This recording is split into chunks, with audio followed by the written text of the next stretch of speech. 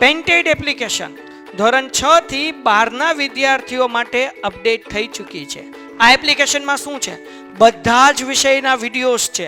ગુજરાતની best faculty દ્વારા live lectures છે.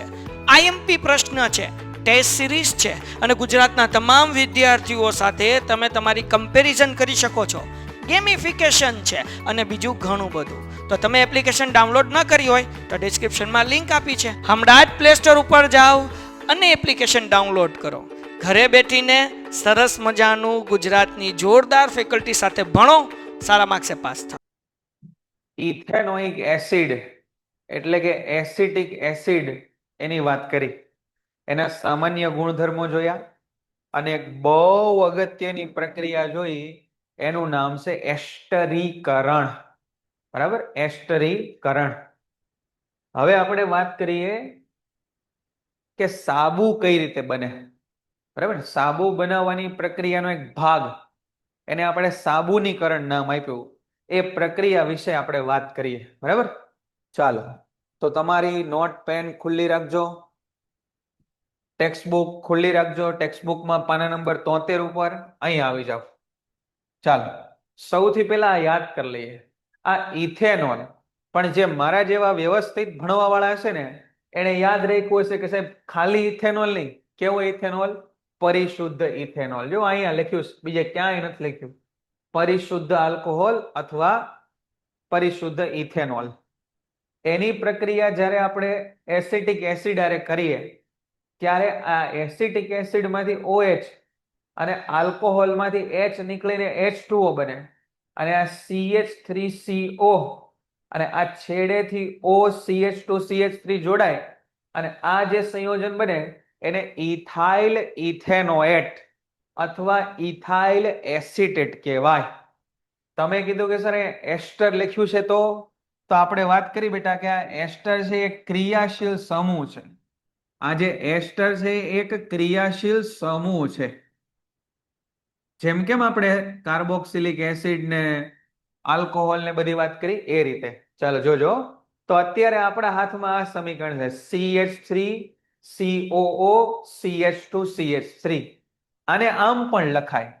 આ જે સંયોજન છે ને બેટા, એને આમ પણ લખાય. જો તો CH3CO C2H5. જો તો CH3COO ડબલ O આવશે અહીંયા. CH3COO CH3COO C2H5. અને આમ પણ તમે ક્યાંક લખેલ જોશો. C2H5 કેમ લખ્યા ખબર પડી ગઈ ને? 2 કાર્બન અને 5 હાઇડ્રોજન. બરાબર, ચાલો જોજો. હવે સોડિયમ હાઇડ્રોક્સાઇડ કે જે આલ્કલી છે. સોડિયમ હાઇડ્રોક્સાઇડ કે જે આલ્કલી છે. આલ્કલી એટલે બેઝ. આલ્કલી એટલે બેઝ. લખી નાખો અહીંયા બેઝ. તેની સાથે પ્રક્રિયા કરી એસ્ટરનું ફરી આલ્કોહોલ અને કાર્બોક્સિલિક એસિડના સોડિયમ ક્ષાર, જો કાર્બોક્સિલિક એસિડના સોડિયમ ક્ષારમાં રૂપાંતર થાય. આ પ્રક્રિયાને સાબુનીકરણ પ્રક્રિયા કહેવાય. જો સેપોનિફિકેશન, સાબુનીકરણ પ્રક્રિયા કહેવાય, કારણ કે તે સાબુની બનાવટમાં વપરાય છે. જો શું કીધું કે આ જે સંયોજન મળ્યું, જો એની તમે પ્રક્રિયા સોડિયમ હાઇડ્રોક્સાઇડ કે જે પ્રબળ બેઝ છે એની સાથે કરો તો તમને આ સાબુનીકરણ પ્રક્રિયાથી નવું સંયોજન મળે. કયું સંયોજન? જો અહીંયા લખ્યું છે. આ સમીકરણ આપણે યાદ રાખવાનું છે. આ છે ઇથાઇલ એસિટેટ, જે આપણે આગળ મેળવ્યું હતું ને. આ રહ્યું આ ઇથાઇલ એસિટેટ જે આપણે અહીંયા મેળવ્યું. આ રહ્યું આ. આને આમ પણ લખાય અને આમ પણ લખાય. આ એક રીત, આ બીજી રીત અને આ ત્રીજી રીત. આ ત્રણેય રીતે આને લખાય. એ સંયોજન પાછું અહીંયા લીધું. જો ઇથાઇલ ઇથેનોએટ. આનું નામ શું આપ્યું આપણે? Ethyl ethanoate. Ethyl ethanoate. એની પ્રક્રિયા કોની સાથે કરવાની છે? તો કે સોડિયમ હાઇડ્રોક્સાઇડ. જો આ રહ્યું સોડિયમ હાઇડ્રોક્સાઇડ. તો શું થશે? ફરી પાછું આ તૂટશે ઇથેનોલ અને આલ્કોહોલ, આ ઇથેનોલ અને કાર્બોક્સિલિક એસિડમાં, પણ આ ઇથેનોલ અલગ પડી જશે C2H5OH. જો અહીંથી તૂટશે આ C2H5OH, અહીંથી આ C2H5OH આ અહીંથી તૂટશે, અહીંથી, બરાબર ને? આ Na પ્લસ થશે, આ OH માઇનસ થશે, તો આ C2H5OH, જો અહીંયા આવી ગયું C2H5OH અને CH3COONA, CH3COONA, બરાબર? અને આ જે સંયોજન આપણને મળ્યું એનું નામ આ રહ્યું સોડિયમ એસિટેટ. લખેલું છે પાછળ. સાબુ એ લાંબી શૃંખલાયુક્ત કાર્બોક્સિલિક એસિડના સોડિયમ અથવા પોટેશિયમ ક્ષાર છે. આને આપણે યાદ રાખશું કે સાબુ છે એ આપણે શેમાંથી બનાવ્યા? તો કે સાબુ સાહેબ આપણે બનાવ્યા કાર્બોક્સિલિક એસિડમાંથી. અને એની હારે કોણ જોડ્યું કાર્બોક્સિલિક એસિડ સાથે?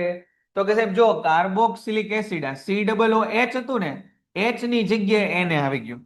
તમારે બહુ વધારે યાદ રાખવાની જરૂર નથી. આ CH3COOH હતું ને, એની જગ્યાએ Na આવી ગયું, બસ એટલું યાદ રાખો. તો આ પ્રક્રિયામાં ખ્યાલ આવ્યો? બોલો તો ક્લિયર છે એટલું? અહીં સુધી જે આપણે સમજાયું એ ખબર પડી? ખાલી એટલું તમે સમજો, ખાલી એટલું સમજો કે જે સંયોજન આપણી પાસે હતું અહીંયા CH3 COO CH2 CH3, આમાં અડધો ભાગ હતો ને, જે આ અડધો ભાગ એ હતો કાર્બોક્સિલિક એસિડનો, એ કાર્બોક્સિલિક એસિડનો હતો. અને આટલો ભાગ જે હતો ને, આટલો ભાગ એ આલ્કોહોલનો હતો, એ આલ્કોહોલનો હતો. તો ફરી પાછું આ બે છૂટું પડી જાય અને અહીંયા આગળ છે એ આલ્કોહોલ અલગ પડી જાય, ઇથેનોલ, અને આ મળી જાય CH3COONA. આ CH3COONA એનું નામ આવ્યું સોડિયમ ઇથેનોએટ અથવા સોડિયમ એસિટેટ. આનું નામ શું છે? Sodium ethanoate. અહીંયા લખું સોડિયમ ઇથેનોએટ અથવા સોડિયમ એસિટેટ. Sodium acetate. આવું પૂછાય બેટા, 2 માર્કમાં આવું પૂછાય. સાબુનીકરણ પ્રક્રિયા સમજાવો. સાબુનીકરણ પ્રક્રિયા સમજાવો. તો સાબુનીકરણ પ્રક્રિયા કોને કહેવાય? તો આને સાબુનીકરણ પ્રક્રિયા કહેવાય. સાબુનીકરણ પ્રક્રિયા, બરાબર? આનું નામ આપ્યું આપણે સાબુનીકરણ પ્રક્રિયા. ઓકે, ચાલો જોજો બેટા. અહીંયા ફરીવાર સમજજો. જ્યાં સુધી તમને પ્રક્રિયાઓ ખબર નહીં પડે, જ્યાં સુધી તમને પ્રક્રિયાઓ નહીં ખબર પડે ને, અથવા તો પ્રક્રિયકો નહીં ખ્યાલ આવે ને, ત્યાં સુધી પ્રક્રિયાઓ સમજાશે નહીં. ગઈકાલની પ્રક્રિયા જેને 2 વાર લખીને યાદ રાખી હશે ને, એને ખબર હશે કે ઇથેનોઇક એસિડ અને ઇથેનોલ એની ખનિજ એસિડની હાજરીમાં પ્રક્રિયા થાય ને તો ઇથાઇલ એસિટેટ મળે. હવે આજની બેટા પ્રક્રિયા આપણી આવી છે કે આ ઇથાઇલ એસિટેટ છે ને, આ ઇથાઇલ એસિટેટ એની જો તમે NaOH સાથે પ્રક્રિયા કરી નાખો ને બેટા, NaOH સાથે, આ કાલની જ પ્રક્રિયા છે, એને જો આગળ વધારું, એની NaOH સાથે પ્રક્રિયા કરી નાખો ને તો CH3CH2OH એટલે ઇથેનોલ એ છૂટો પડી જાય, ઇથેનોલ છૂટો પડી જાય. અને આ CH3COO, જો આને શેમાંથી બનાવ્યું તો આપણે, શેમાંથી બનાવ્યું તો કે CH3COOH અને CH3CH2OH, તો આ તો છૂટો પડી ગયો. હવે આ CH3COOH છે એમાંથી CH3COO એમને એમ રહે અને H ની જગ્યાએ ખાલી Na જોડાઈ જાય, H ની જગ્યાએ Na જોડાઈ જાય. અને આનું નામ આપણે કીધું સોડિયમ ઇથેનોએટ, સોડિયમ એસિટેટ અથવા સોડિયમ ઇથેનોએટ, સોડિયમ ઇથેનોએટ. આ પ્રક્રિયા સાબુ બનાવવામાં વપરાય, આ પ્રક્રિયા સાબુ બનાવવામાં વપરાય એટલે આનું નામ આપણે સાબુનીકરણ પ્રક્રિયા રાખ્યું. એટલે આ પ્રક્રિયાનું નામ આપણે સાબુનીકરણ પ્રક્રિયા રાખ્યું, બરાબર? આનું નામ, બરાબર? ફરી વખત છે એ આખી પ્રક્રિયા સમજાવું છું. અહીંયા ધ્યાન આપજો.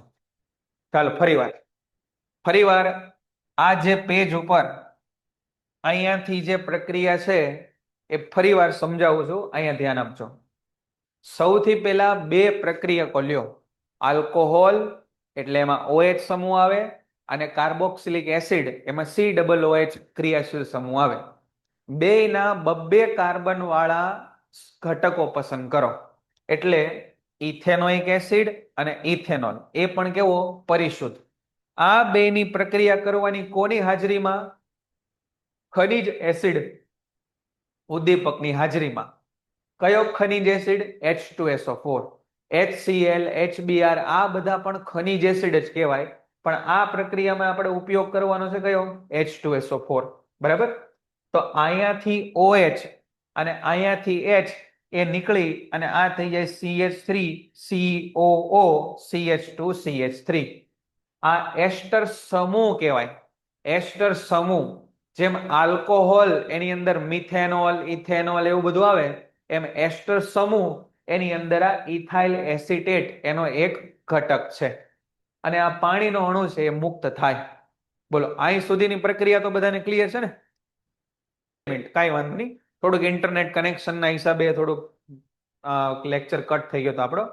હવે સાંભળો બેટા, આ જે ઇથાઇલ એસિટેટ મળ્યા એ એસ્ટર સમૂહ છે. આ કયો સમૂહ છે? તો કે આ છે એસ્ટર સમૂહ છે. એસ્ટર. આ એસ્ટર છે ને એ મીઠી વાસ ધરાવે. મીઠી વાસ ધરાવે એટલે એનો ઉપયોગ શેમાં થાય? અત્તર બનાવવામાં થાય, પછી ખાદ્ય પદાર્થોમાં અમુક અમુક ફ્લેવર આપવા માટે થાય. આવી બધી જગ્યાએ આનો ઉપયોગ થાય. એની સાથે સાથે આનો ઉપયોગ આપણે જે સાબુનો ઉપયોગ કરીએ છીએ નહાવામાં વાપરવામાં, એ સાબુની બનાવટમાં આ ઇથાઇલ એસિટેટનો ઉપયોગ થાય. આ ઇથાઇલ એસિટેટની હારે જો સોડિયમ હાઇડ્રોક્સાઇડની પ્રક્રિયા કરો, NaOH એની પ્રક્રિયા કરો, તો વળી પાછું આ જે બે ઘટકો લીધા હતા એમાં છૂટા પડી જાય. કયા બે ઘટકો? તો કે ઇથેનોલ અને કાર્બોક્સિલિક એસિડ એટલે કે ઇથેનોઇક એસિડ. પણ આ ઇથેનોઇક એસિડમાં CH3COOH છે ને એ H ની જગ્યાએ Na આવી જાય. CH3COOH ની જગ્યાએ CH3COONA આવી જાય.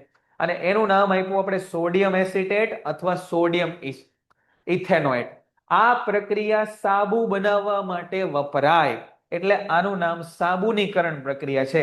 તો બે ગુણમાં આવું પૂછાય કે સાબુનીકરણ પ્રક્રિયા સમજાવો, તો આ સાબુનીકરણ પ્રક્રિયા છે.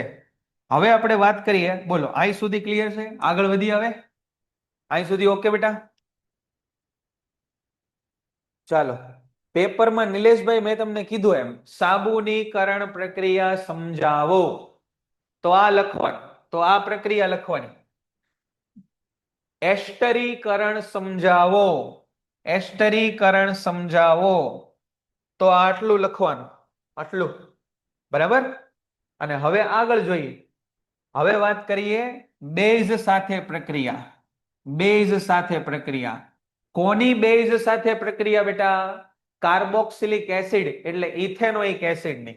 અત્યારે આપણે કોની વાત કરીએ છીએ? કોના લગન છે અત્યારે? જુઓ અહીંયા ઇથેનોઇક એસિડના. જો ઇથેનોઇક એસિડના ગુણધર્મો બધી ઇથેનોઇક એસિડની જ વાત કરીએ છીએ. તો તમારે બહુ જાજુ યાદ રાખવાની જરૂર નથી. તમને ખબર છે કે સાહેબ એસિડની બે જ્યારે પ્રક્રિયા થાય તો ક્ષાર અને પાણી ઉત્પન્ન થાય. તો અહીંયા બેટા એસિટિક એસિડ, આ એસિટિક એસિડ એની પ્રક્રિયા જો સોડિયમ હાઇડ્રોક્સાઇડ સાથે થાય, સોડિયમ હાઇડ્રોક્સાઇડ સાથે, તો ક્ષાર અને પાણી ઉત્પન્ન થાય. અને આ ક્ષાર એટલે કયો? તો કે હમણાં જે આપણે ઉત્પન્ન કર્યો ને ઉપર આર્યો સોડિયમ એસિટેટ, એ ક્ષાર ઉત્પન્ન થાય. અહીંયાથી OH જતો રહે, અહીંયાથી છે OH જતો રહેશે અને અહીંયાથી છે H જતું રહેશે. તો CH3COONA અને H અને OH આ બે ભેગું થઈ અને પાછું પાણી બની જશે. કોઈ મને કહેશે કે આ ક્ષાર કેવો હશે? એસિડિક હશે, બેઝિક હશે, કે પછી એસિડિક હશે, બેઝિક હશે, કે પછી તટસ્થ ક્ષાર હશે? બોલો, કોઈ કહેશે? આવું તમે ભણ્યા છો ને? એસિડિક ક્ષાર હોય, બેઝિક ક્ષાર હોય કે તટસ્થ ક્ષાર હશે? કયો? એસિડિક. એસિડિક કે છે એ કેમ એસિડિક હશે? કયો? કેમ એસિડિક કે કેમ બેઝિક? કેમ ખબર પડે? તટસ્થ હશે. હર્ષભાઈ કે તટસ્થ હશે સાહેબ. કોઈનું કાંઈ નહીં, તટસ્થ. જો બેટા, સોડિયમ હાઇડ્રોક્સાઇડ છે એ પ્રબળ બેઝ છે કે નિર્બળ બેઝ? કયો તો. સોડિયમ હાઇડ્રોક્સાઇડ છે એ પ્રબળ બેઝ છે કે નિર્બળ બેઝ? પ્રબળ બેઝ છે કે નિર્બળ? પ્રબળ. પ્રબળ બેઝ. અને એસિટિક એસિડ છે એ પ્રબળ એસિડ છે કે નિર્બળ? એસિટિક એસિડ છે એ પ્રબળ એસિડ છે કે નિર્બળ? ગઈકાલના લેક્ચરમાં કીધું હતું નિર્બળ. તો આ બેઝ પ્રબળ હોય અને એસિડ નિર્બળ હોય તો અહીંયા કોની અસર દેખાય? બેઝની દેખાય કે એસિડની દેખાય? કોની દેખાય અસર? બેઝની દેખાય કે એસિડની દેખાય? ક્ષારમાં બેઝની અસર દેખાય ને? કે ન સમજ્યા બેટા? યાદ આવ્યું? એસિડ બેઝ ક્ષારમાં આવું ભણ્યા હતા કે 3 પ્રકારના ક્ષાર હોય, એસિડિક ક્ષાર, બેઝિક ક્ષાર અને તટસ્થ ક્ષાર. પ્રબળ હોય તો તટસ્થ મળે, નિર્બળ હોય તો તટસ્થ મળે, પણ પ્રબળ નિર્બળ હોય તો એસિડિક કે બેઝિક ક્ષાર મળે. ખ્યાલ આવ્યો બેટા? તો આવા પ્રશ્નો પૂછાય, આવા પ્રશ્નો પણ પૂછાય 2 ચેપ્ટરના ભેગા કરીને, તો એ આપણને આવડવા જોઈએ. બરાબર? તો અહીંયા સુધીની પ્રક્રિયા ક્લિયર થઈ ગઈ. આ તમે તટસ્થીકરણ પ્રક્રિયા જ સમજો કે સાહેબ એસિડ અને બેઝની પ્રક્રિયા થઈ, ક્ષાર અને પાણી મળ્યું. કાંઈ વિશેષ નવું યાદ રાખવાની જરૂર છે નહીં. ચાલો હવે નવી પ્રક્રિયા જુઓ બીજી. ઇથેનોઇક એસિડની કાર્બોનેટ અને હાઇડ્રોજન કાર્બોનેટ સાથે પ્રક્રિયા. કાર્બોનેટ અને હાઇડ્રોજન કાર્બોનેટ સાથે પ્રક્રિયા. તો તમે ખાલી એટલું યાદ રાખો કે સાહેબ કાર્બોક્સિલિક એસિડ એટલે કે અહીંયા આપણી પાસે ઇથેનોઇક એસિડ છે. ઇથેનોઇક એની પ્રક્રિયા જો સોડિયમ કાર્બોનેટ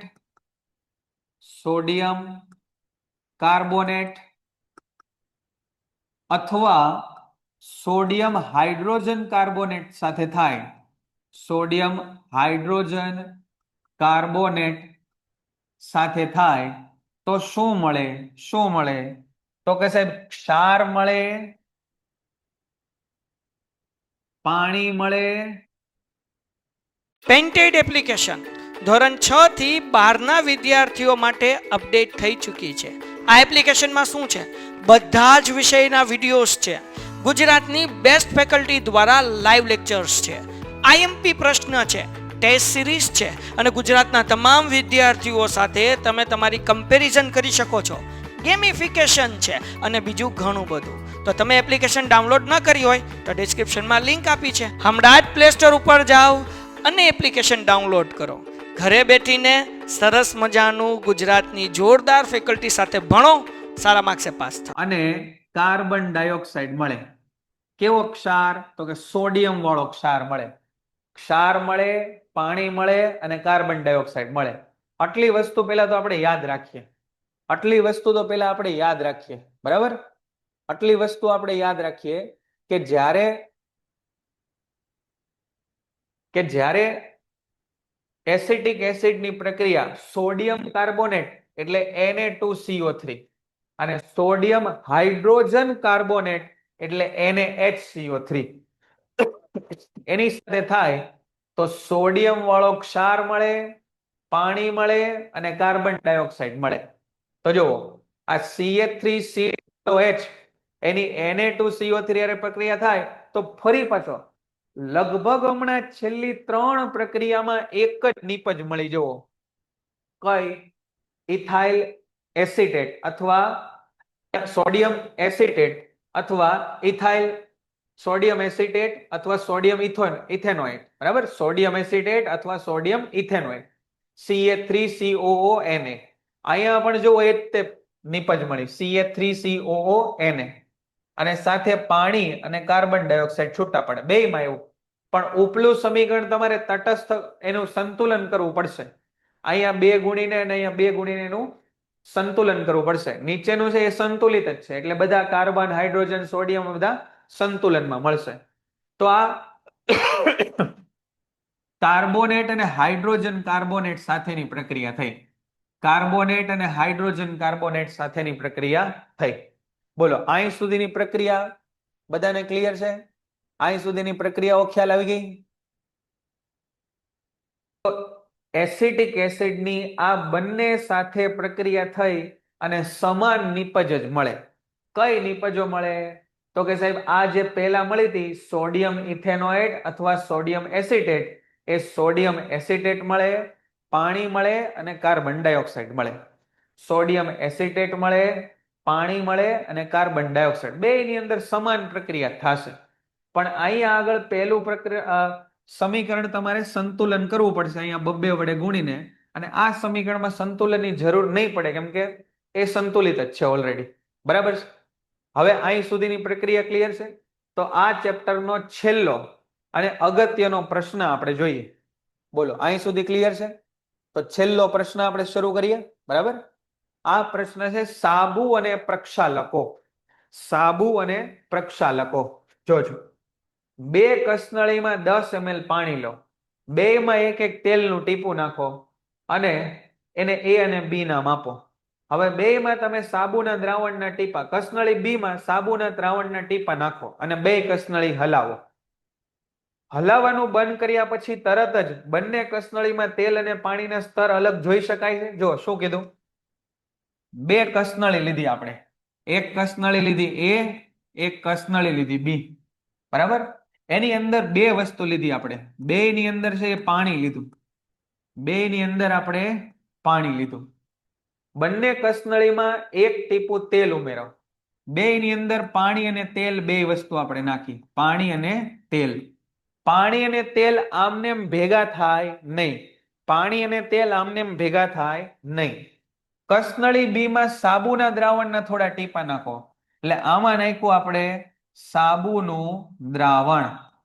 આની અંદર કાંઈ નથી નાખ્યું, અહીંયા કાંઈ નાખ્યું નથી.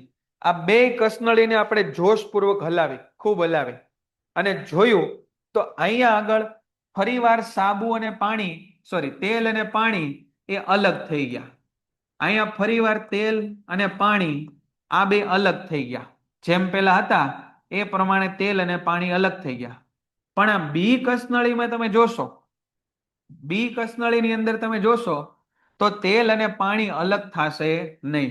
અહીંયા ફરી વખત તેલ અને પાણી અલગ થઈ ગયા, પણ અહીંયા આગળ તેલ પાણી ભેગા થઈ જશે. તેલ પાણી અલગ જોઈ શકાશે નહીં, તેલ પાણી અલગ જોઈ શકાશે નહીં. બરાબર? ભેગા થઈ ગયા. તો સાબુએ તેલ અને પાણી બેને ભેગા કરી દીધા. જો શું તમે બંનેને હલાવવાનું બંધ કર્યા પછી તરત જ બંને કસનળીમાં તેલ અને પાણીના સ્તરને જોઈ શકો છો? તો કે ના, આમાં જોઈ શકાય, એમાં, બીમાં ન જોઈ શકાય. થોડા સમય માટે બંને કસનળીને ખલેલ પહોંચાડ્યા વગર મૂકો અને અવલોકન કરો શું તેલનું સ્તર અલગ અલગ થાય?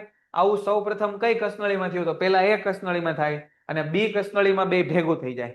હવે અહીંથી આપણો પ્રશ્ન શરૂ થાય છે. ધ્યાન આપજો.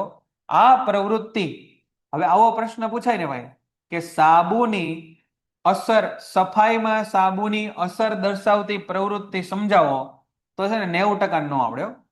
આ પ્રવૃત્તિ પૂછ્યું હોય ને મારે, તો હું પ્રશ્ન શું પૂછું કે સફાઈમાં સાબુની અસર દર્શાવતી પ્રવૃત્તિ જણાવો, તો તમારે આ પ્રવૃત્તિ લખવી પડે. અહીં સુધીનું તમને ખ્યાલ આવે છે? ખાલી તમને વધારે ન ખબર પડે તેટલું સમજો કે તમે તેલવાળા હાથ, માનો કે તમે તેલ નાખ્યું, તેલવાળા હાથ થયા અને ખાલી પાણીથી તમે તેલવાળા હાથ ધોવો તો ન ધોવાય, પણ સાબુ વાળો તમે થોડોક હાથ કરી અને પછી પાણી ધોવો તો તેલ છે એ મોટા ભાગે નીકળી જાય. બસ આટલી વસ્તુ તમને સમજાય?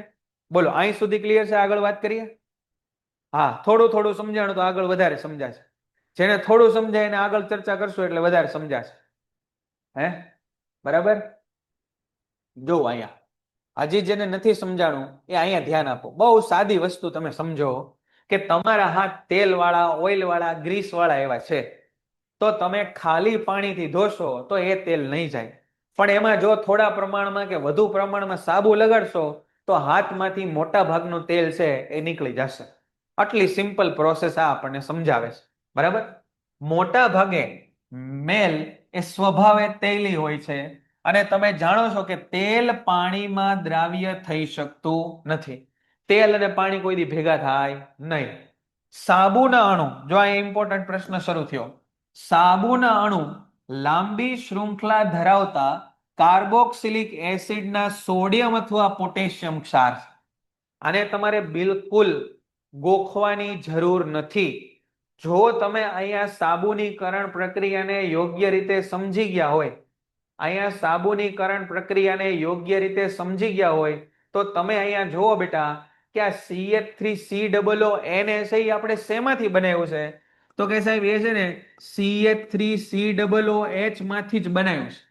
આ CH3COOH માંથી છે ને સાહેબ આપણે આ H ને કાઢી નાખો અને એની જગ્યાએ સોડિયમ નાખી દીધું. તો આ CH3COO એને કહેવાય કાર્બોક્સિલિક એસિડ. આ ટૂંકમાં COOH છે ને એને કહેવાય કાર્બોક્સિલિક એસિડ. અને એની અંદર શું ઉમેર્યું બેટા આપણે? તો કે એની અંદર સોડિયમ ઉમેર્યું, તો એના સોડિયમ ક્ષાર. બોલો સમજાણું? આ વાક્ય તમને જે લાંબુ એવું દેખાય છે એને ગોખવાની જરૂર નથી. જો આગળની પ્રક્રિયા તમે સમજ્યા હોય તો તમને ખબર પડી જાય કે આ સાહેબ આ સાબુ બનાવવા માટે જે રસાયણનો ઉપયોગ આપણે કરીએ છીએ એ આપણે કાર્બોક્સિલિક એસિડને તોડીને જ લાવ્યા છીએ. કાર્બોક્સિલિક એસિડમાં COOH છે, એમાંથી H ને કાઢીને આપણે એને નાખ્યો. તો અહીંયા તમે સમજી ગયા કે સાબુના અણુઓ છે એ કાર્બોક્સિલિક એસિડના સોડિયમ ક્ષાર છે. અને આ સોડિયમની જગ્યાએ પોટેશિયમ પણ ચાલે, એટલે સોડિયમ અથવા પોટેશિયમ ક્ષાર છે. બોલો સમજાણું? બરાબર. આગળ ફરીવાર એકવાર આપણે સમજાવશું. ભાઈ સમજો, અહીંયા પાછળનું 2 3 4 વાર નહીં વાંચો ને ત્યાં સુધી આગળનું નહીં સમજાય. આમાં એક પછી એક લેયર આવતા જશે. અહીંયા જોવો, આખું ફાડીને જોવો, જોવું નથી. આ દિવસમાં લગભગ આ 30 મિનિટના લેક્ચરમાં 6ઠ્ઠી વાર આ સ્લાઇડ આપણે ખોલી. અહીંયા મેં તમને એમ કીધું કે આ સાબુનીકરણ પ્રક્રિયા છે, એટલે આ સાબુ બનાવવાનો અણુ છે. આખું ફાડીને જોવો, કાન ખોલીને સાંભળો. CH3COONA એ સાબુ બનાવવા માટે જરૂરી ઘટક છે. એને ક્યાંથી લાવ્યા સાહેબ આપણે? તો કે CH3COOH છે ને એમાંથી H ને કાઢીને એને નાખો. તો આ COOH ને કાર્બોક્સિલિક એસિડ કહેવાય. એમાં સોડિયમ અંદર નાખ્યો એટલે એનો સોડિયમ ક્ષાર કહેવાય. બસ આટલું સીધું સરળ વસ્તુ આ છે. પણ પાછળનું યાદ હશે ને તો જ આ યાદ રહેશે, નહીતર યાદ રહેશે નહીં. બોલો હવે સમજાય છે? ખ્યાલ આવે છે હવે? હા બસ એમ સમજાશે ભાઈ. વાંચવું પડશે 2 વાર. આવા આપણે 1 થી 9 ધોરણમાં જિંદગીમાં આવા કાર્બનના સંયોજનો ભણ્યા નથી, એટલે આ આપણા માટે થોડુંક નવું છે. બરાબર છે. સાબુનો, હવે જુઓ, સાબુના અણુ હોય ને બેટા એ આવા હોય.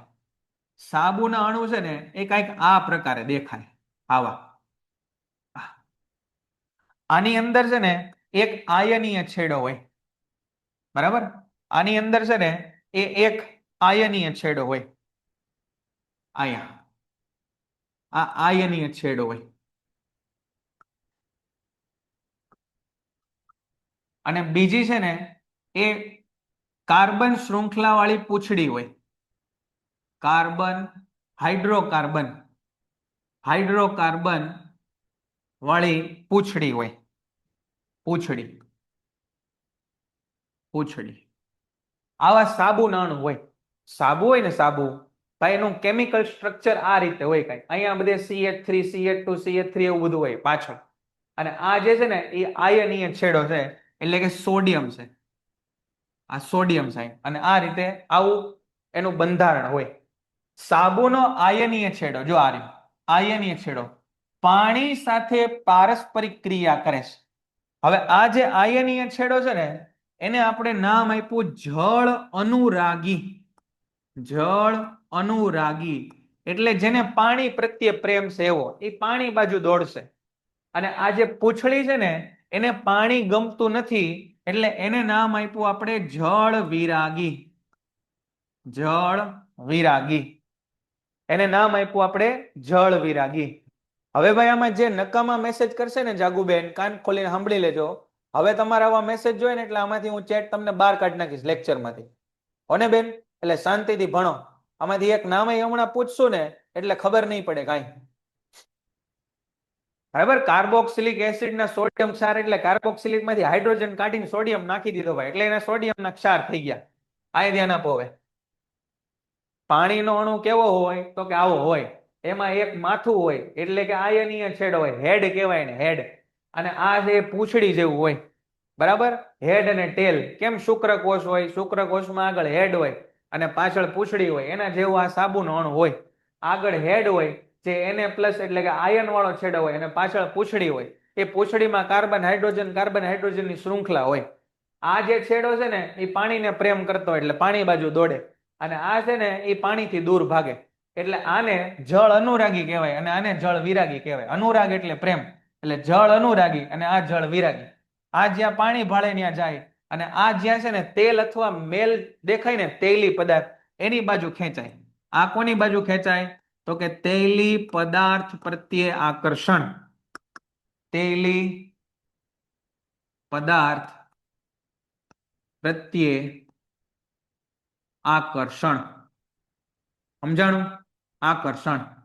આવી રીતે આવું એનું સ્ટ્રક્ચર છે, ટૂંકમાં આવું એનો નેચર છે. જ્યારે કાર્બન શૃંખલા, જો અહીં લખ્યું, તેલ સાથે પારસ્પરિક ક્રિયા કરે, તેલ સાથે પારસ્પરિક ક્રિયા કરે. આમ સાબુના અણુ મિશેલ તરીકે ઓળખાતી રચના બનાવે, મિશેલ તરીકે ઓળખાતી રચના બનાવે.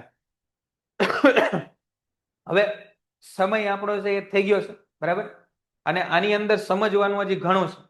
તો આપણે એક કામ કરીએ, આ પ્રશ્નને અહીંયાથી છે એ ફરીવાર પાછા આવતીકાલના લેક્ચરમાં આપણે સમજશું. આ પ્રશ્નને ફરીવાર અહીંયાથી આવતીકાલના લેક્ચરમાં આપણે સમજશું, બરાબર? આટલું કામ આપણે આજે રાખીએ છીએ, બરાબર? તો ઘરકામમાં આપણે આજે ખાલી એક પેજની ચર્ચા કરી છે, બરાબર? એક અડધું પેજ અહીંથી, બરાબર? અહીંથી એક અડધું પેજ જોયું, આટલું, બરાબર? અને પછી આ આટલી પ્રક્રિયા જોઈ. આટલી વાત આપણે આજે કરી, એક આધ પેજ જેવી વાત કરી. તો બધાએ શ્રદ્ધાપૂર્વક, પ્રામાણિકતાથી આ જે પ્રક્રિયા આપણે જોઈ એને 2 વાર શાંતિથી પુસ્તકમાંથી લખવાની છે. લખશે અને આવડશે. વાંચીને આ પ્રક્રિયા મને તમને કોઈ નહીં આવડે. લખવું પડશે. આ નામ જે બધા લખ્યા એ આપણા માટે થોડાક નવા છે, એને યાદ રાખવા પડશે. ફરી વખત આપણે આવતીકાલે અહીંયાથી નવું ફરીવાર સ્ટાર્ટ કરશું, બરાબર? તો આટલું કામ આપણે આજે રાખીએ, બરાબર? તો બધાને all the best. Jai Hind, good night, bye bye. Painted application ધોરણ 6 થી 12ના વિદ્યાર્થીઓ માટે અપડેટ થઈ ચૂકી છે. આ એપ્લિકેશનમાં શું છે? બધા જ વિષયના વિડીયોઝ છે. ગુજરાતની બેસ્ટ ફેકલ્ટી દ્વારા લાઈવ લેક્ચર્સ છે. આઈએમપી પ્રશ્ન છે, ટેસ્ટ સિરીઝ છે, અને ગુજરાતના તમામ વિદ્યાર્થીઓ સાથે તમે તમારી કમ્પેરિઝન કરી શકો છો. ગેમિફિકેશન છે અને બીજું ઘણું બધું. તો તમે એપ્લિકેશન ડાઉનલોડ ન કરી હોય તો ડિસ્ક્રિપ્શનમાં લિંક આપી છે, હમણાં જ પ્લે સ્ટોર ઉપર જાઓ અને એપ્લિકેશન ડાઉનલોડ કરો. ઘરે બેઠીને સરસ મજાનું ગુજરાતની જોરદાર ફેકલ્ટી સાથે ભણો, સારા માર્ક્સે પાસ થાઓ.